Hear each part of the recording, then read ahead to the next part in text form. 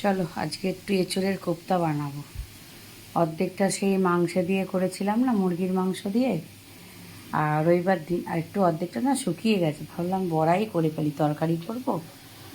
একটু সেদ্ধ করে মেস্ট করে নিলাম, করে একটু ভাজা মশলা দেব, একটু নুন দেবো, একটু মিষ্টি দেবো, আর তোমার হলুদ দেবো। চলো মেখে নিই, তারপর বলছি। কোপ্তাগুলো ভাজা হয়ে গেছে, আজকে একটু বেগুন দেবো। তোমার দাদা তো আবার সুগার, আলু খায় না, একটু বেগুন দিয়ে ঝোল করব। একটু মাখা মাখা করবো, বেশি ঝোল করব না। চলো ঝোলটা করে নিই।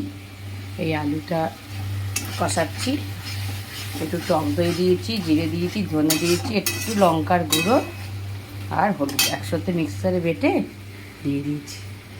চলো চলো আমার রান্না শেষ হয়ে ঠাকুর দেওয়া হয়ে গেল। এই ঠাকুরকে অন্ন দিয়ে নাপলাম। এটা সাবুর পাঁপড়, জানো অনেক দিন ধরে ছিল, আজ একটু ভেজে ফেললাম, নরম হয়ে গেছে।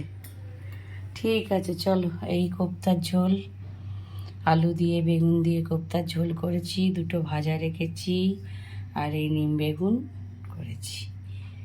নিম বেগুন খেতে না আমার খুব ভালো লাগে। আর কালকে দেখো মোচা আছে, তেল কাটা আছে, আর কি করবো বলো। চলো ভুল হয়ে গেল, একটু সসনা ডাটা দিতে ভালো হতো, কতগুলো ডাটা ছিল। ঠিক আছে চলো বন্ধুরা, আবার কাল দেখা হবে।